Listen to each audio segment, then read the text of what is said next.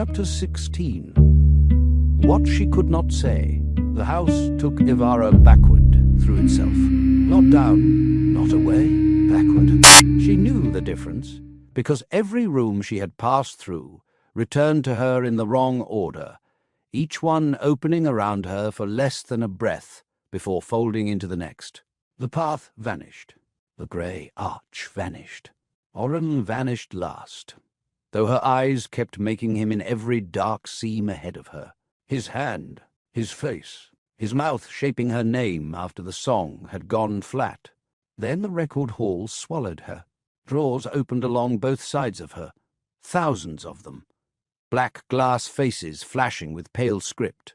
She struck one shoulder against a cabinet and did not stop moving. The house pulled without hands. Her feet dragged over polished stone.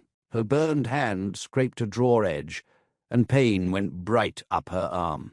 Names blurred past. Evara Soln. Present on path at time of breach. Orren Keld. Terms breached. Return void. Song forfeit. Failed return bargain. No, she said. The house did not stop. She reached for a drawer as it passed. Her fingers caught the lip. For one instant she held, body stretched between the pull and the record wall, arm shaking, nails biting into black stone. The drawer slid open beneath her hand. Inside, writing formed too quickly. Evara Soln. Failed return. Retained. Under lawful. I followed.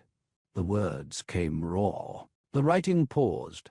She hung there, breath tearing in and out of her dead lungs, hair across her mouth, burned hand useless at her side. I followed, she said again. The drawer warmed. Then the house pulled harder. Her grip tore free. The record hall became the room of unfinished meals. A chair knocked backward as she stumbled through.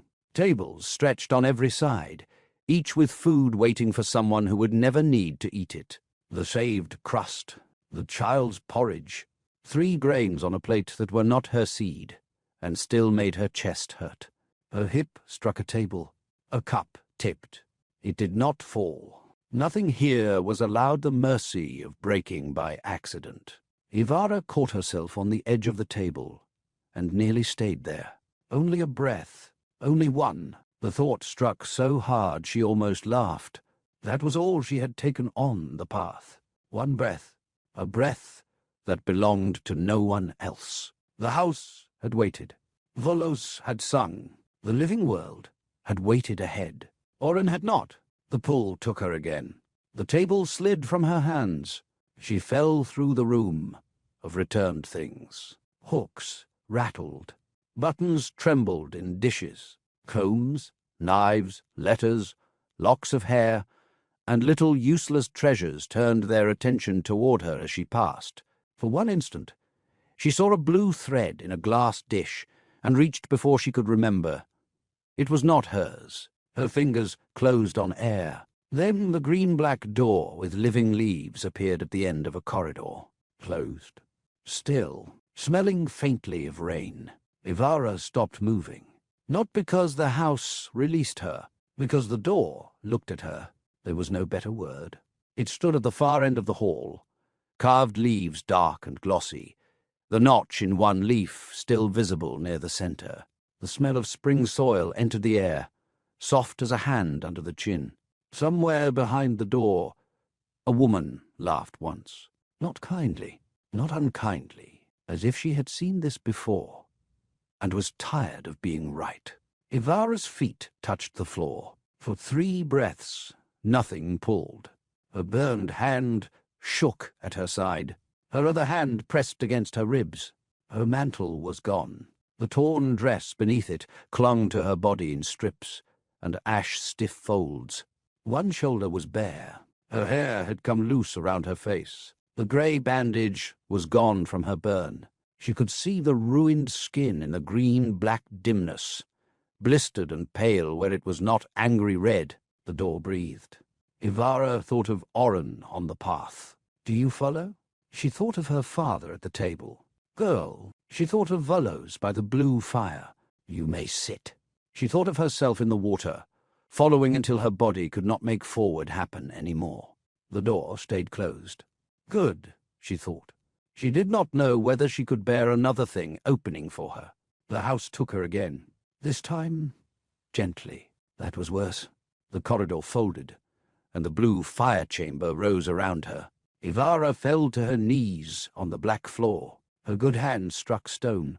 Her burned hand she held close, and failed to protect from the impact. Pain flashed white.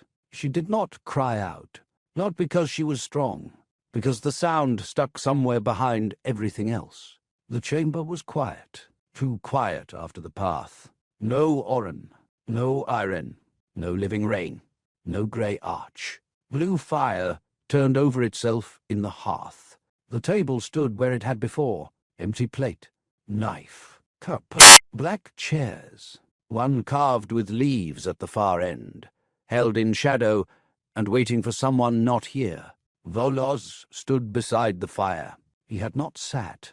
That was the first thing Evara noticed, and she hated herself for noticing, because it meant she had already begun learning him as one learned dangerous weather. He did not look triumphant. That did not comfort her. Pel and Nim stood near the table. Pel's eyes were wet and too wide. Nim had both hands locked together so tightly his thin fingers looked ready to break. No one spoke. Evara pushed herself up. Her knees failed. She remained on the floor. For a moment, that was all she could do. Kneel on black stone. Breathe. Feel the burn in her hand. Feel the absence of Orren's warmth from the space between her fingers. They had almost touched. No, not almost. Almost was a liar with a pretty voice. His blood had touched her.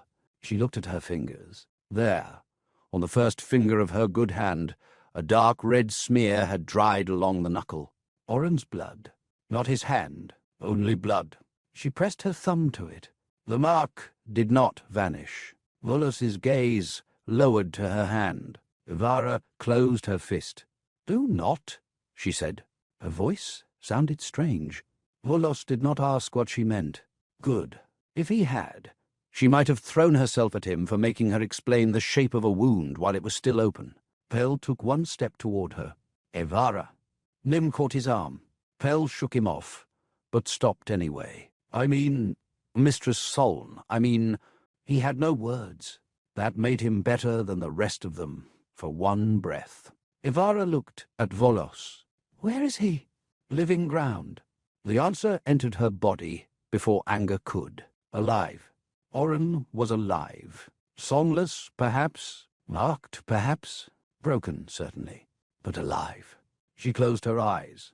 Relief came again, rude and unwelcome, throwing itself across the floor of her grief. She wanted to hate him cleanly, and could not because alive mattered.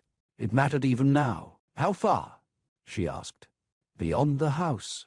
"Can he come back?" "No." She opened her eyes. Volos did not soften the word. "No. Exact. Final. Useful to no one." Evara stood then, not gracefully. She braced one hand on the floor, pushed, swayed, and caught herself on the table edge. Pel flinched toward her again, and stopped himself with visible effort. Nim looked as if he approved and feared approval might be a punishable category. Volos watched. He did not help. Good. She hated him less for that, and hated herself for the calculation. "The bargain is ended," he said. "No," Evara said. Volos's eyes held hers. "It failed," she said. "Yes. Do not make ending sound clean. The bargain is ended by failure." "There. Say it that way." Pel stared at her. Nim whispered, "Correction? Accepted?" Pel whispered back, "Do not narrate." Volos said nothing. That silence did not give her victory. It gave her room. Evara turned toward the table. Her legs still shook. The chair he had offered earlier stood by the fire, angled toward warmth that was not warmth. It waited. Of course it waited. Every tired part of her wanted it. That made her angry enough to remain standing. For a while. Then the shaking grew too large for pride. She crossed to the chair and sat, because she chose to sit, because her legs were no longer honest, because refusing rest in order to spite a god was only another way of making him the center of the room. "I am sitting because my legs are shaking," she said, "not because you won." Volos looked at her across the blue fire. "I did not say I won. Do you think it?" No, she did not know what to do with that. Pell wiped his face quickly with both hands and pretended he had scratched his nose. Nim saw and pretended not to. The chair held her. It held too well. Evara rested her burned hand in her lap and made herself look at it. The skin was worse without bandage. The pull on the path had opened blisters, scraped raw places, left lines where the grey cloth had torn away. It should have bled. It did not. No blood, only heat and pain and a shine like new wax. "Will this heal?" she asked. Volos's gaze moved to the burn. "In time. Do the dead heal? They change." "That is not the same answer." "No," she almost smiled. It came nowhere near her mouth. Pell edged closer. "We could wrap it." Nim looked horrified by his boldness, then quickly said, "With approved cloth. Clean cloth, not record cloth. Never record cloth. I would like that noted." Evara looked at them. Pell had already taken a strip of grey fabric from somewhere. Perhaps his own tunic. Perhaps the house. His blunt fingers worried one end. He looked frightened of offering it, and more frightened of not offering. Evara held out her hand. Pell froze. Nim whispered, "She is permitting." Pell stepped forward. He wrapped the burn badly. Better than Orren had the first time. Worse than same. He was careful in a clumsy way, his clawed fingers trying not to touch the raw places. When the cloth caught against one blister, Evara's breath hissed through her teeth. Pell winced, as if he had been hurt. "Sorry," he said. The word was plain, too plain. Evara looked away. "It is a hand," Nim muttered. "Hands are difficult. Everyone should have fewer." Pell looked at him. "You have two, and I live in constant apprehension." "You do not live. That has not helped." Evara almost laughed. Almost. The almost did not hurt as much this time.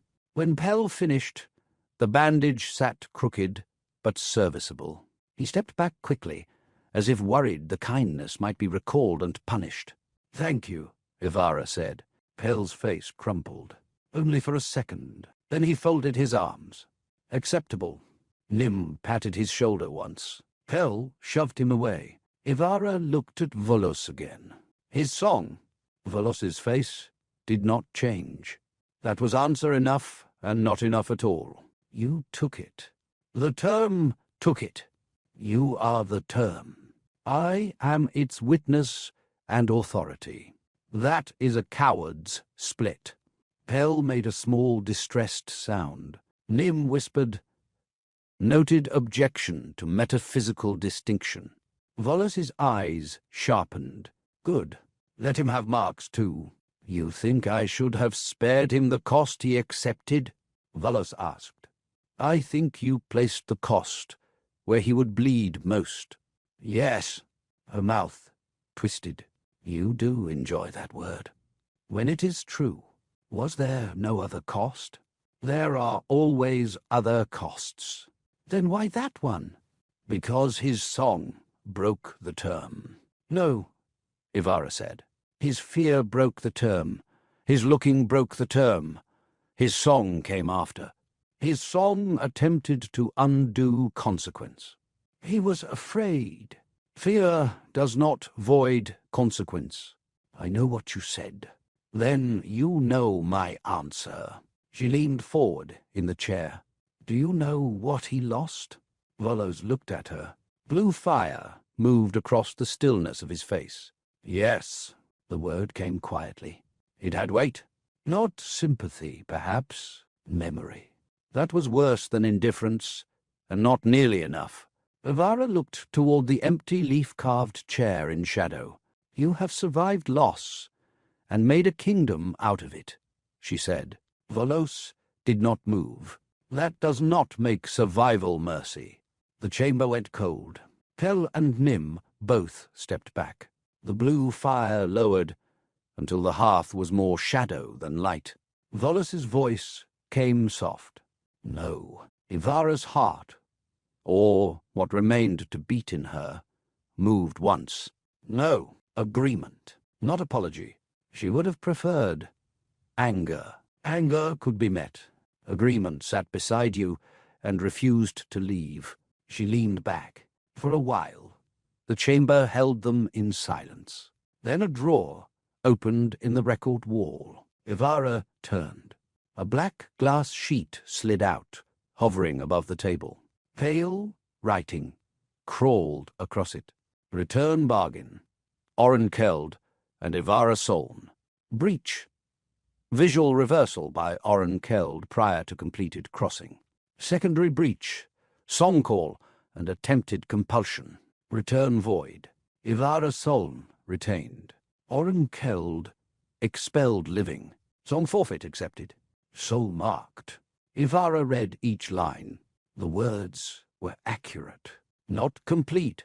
That was the danger of records. A true thing could stand in a row of true things and still make a lie by what it did not include. She stood. Pell took half a step after her, then stopped. Evara walked to the record. Volos watched her approach. The glass hovered at chest height. Her reflection did not show in it, only the pale letters. She lifted her good hand and touched the line that read, Evara Soln retained. The glass warmed. "Change it," she said. Volos said, "No." She looked at him. "No, the line is accurate." "It is incomplete." "Yes."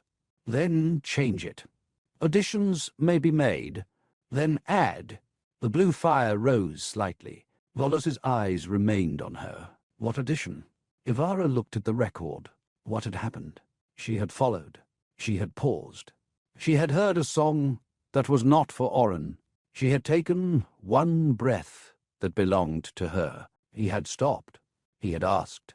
He had not waited. He had turned. She had been there. He had sung. She had told him to stop. She had reached. The house had pulled. His blood had touched her. Their hands had not. How much could law hold before it became another room with too many objects and no one allowed to touch them? "Write that I was there," she said. The chamber stilled. Volos watched her for a long moment. "The house knows," he said. "Then it can learn to say it plainly." Pell whispered, "Oh." Nim whispered, "Yes." Everyone looked at him. Nim swallowed. "I mean procedurally. Clarity is often." Pell elbowed him. Nim shut his mouth. Evara did not look away from Volos. The lord below stood beside the blue fire, his hands loose at his sides. He did not seem angry. He did not seem pleased. He seemed to be deciding which truth he disliked less. At last, he inclined his head. "Very well." The record trembled beneath Evara's hand. New lines formed. Evara Soln followed by her own steps. Evara Soln paused on path without choosing refusal.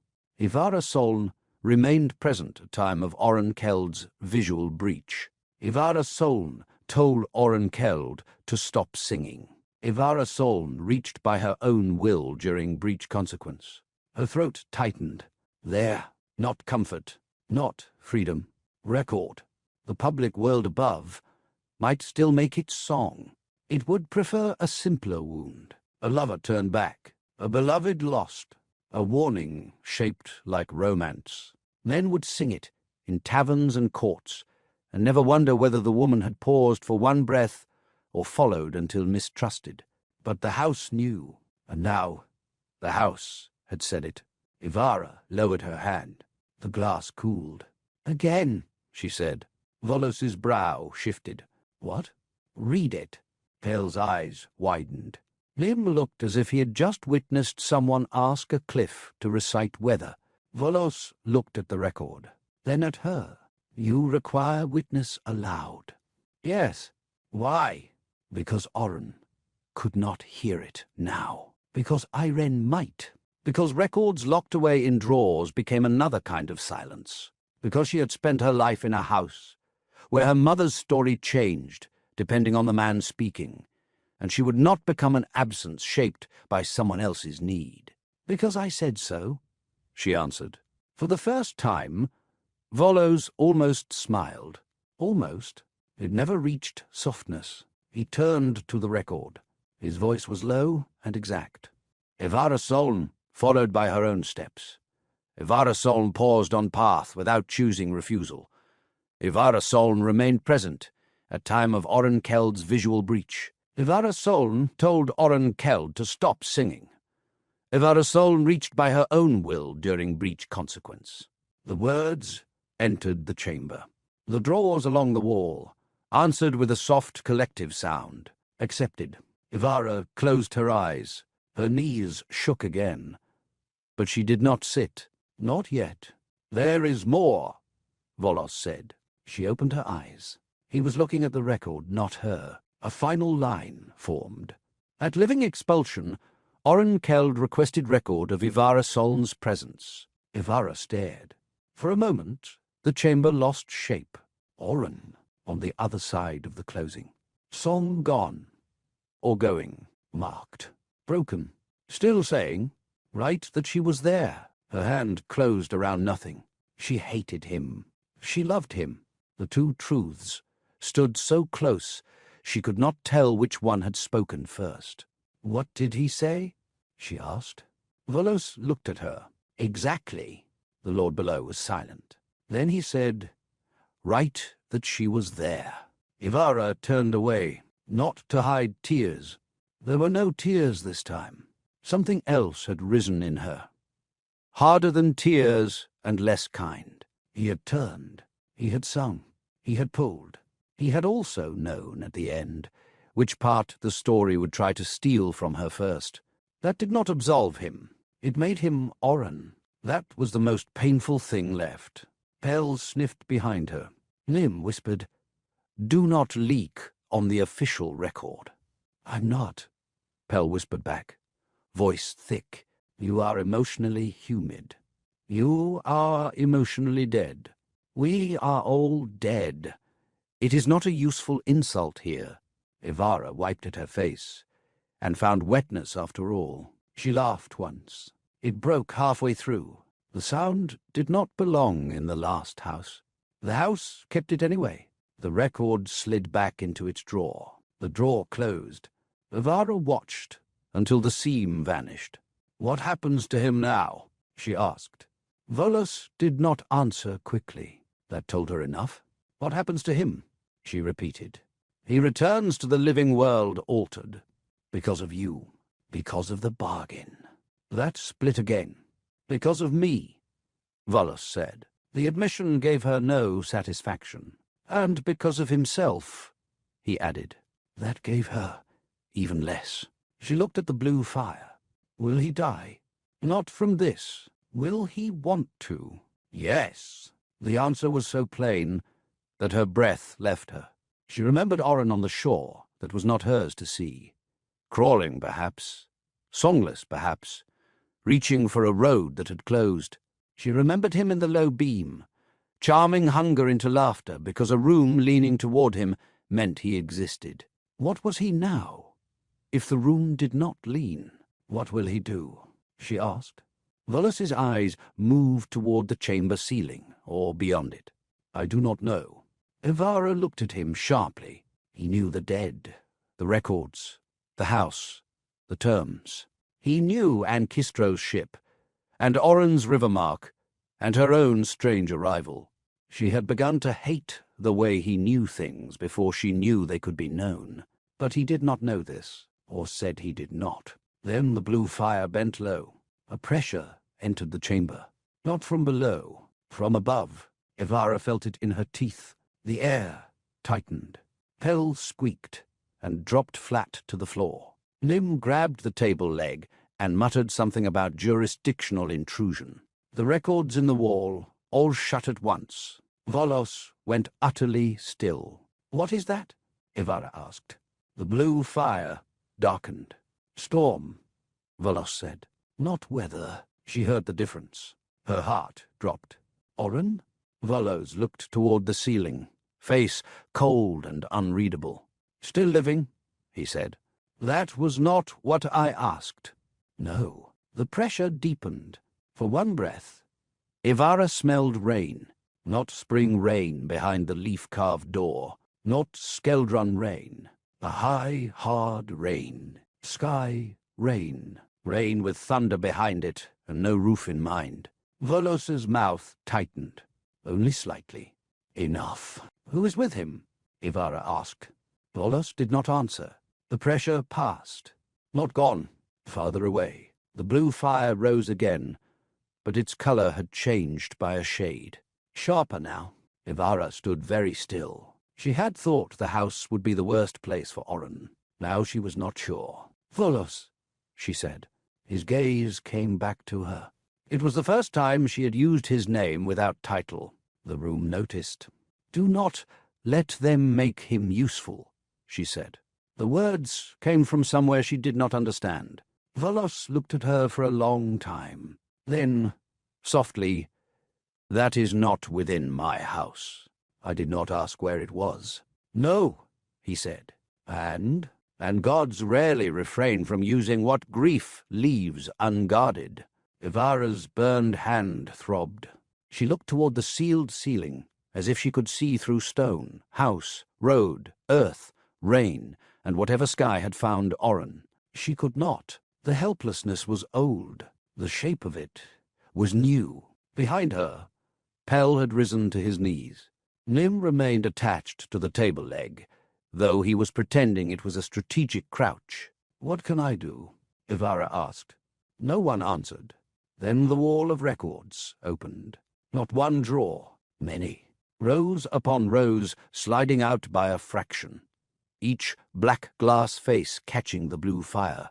The sound was not command, not invitation, attention. Evara turned. The house did not offer escape. It offered record. Law as weapon, law as cage, law, perhaps, as the only tool within reach. Volos looked at the open drawers, then at her. "Learn," he said.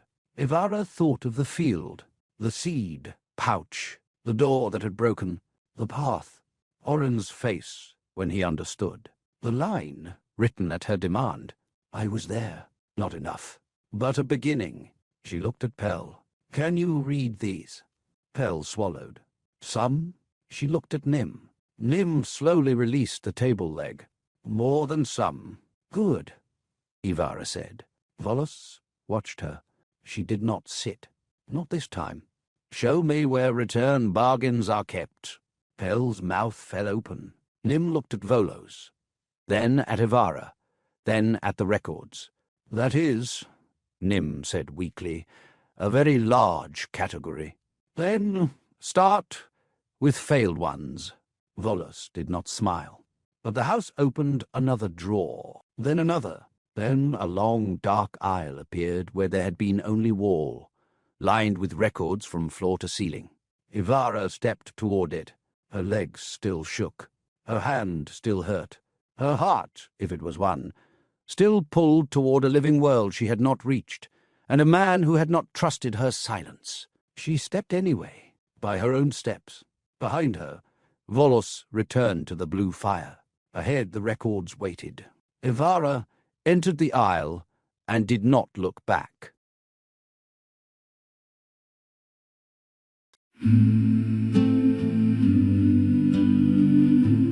Rain on the sill,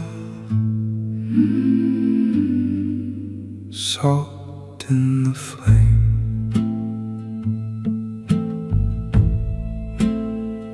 When the door goes quiet and the room lets go, lay the last word gently where the dark runs slow. There is still a road under ash, under rain. There is still a voice trying not to break. Carry the song through the dark and the foam. Carry the name when the cold calls home. Leave one small light where the lost can remain. I will find you by listening. You will know me by name. Rain on the sill, Salt in the flame. The door goes quiet. Carry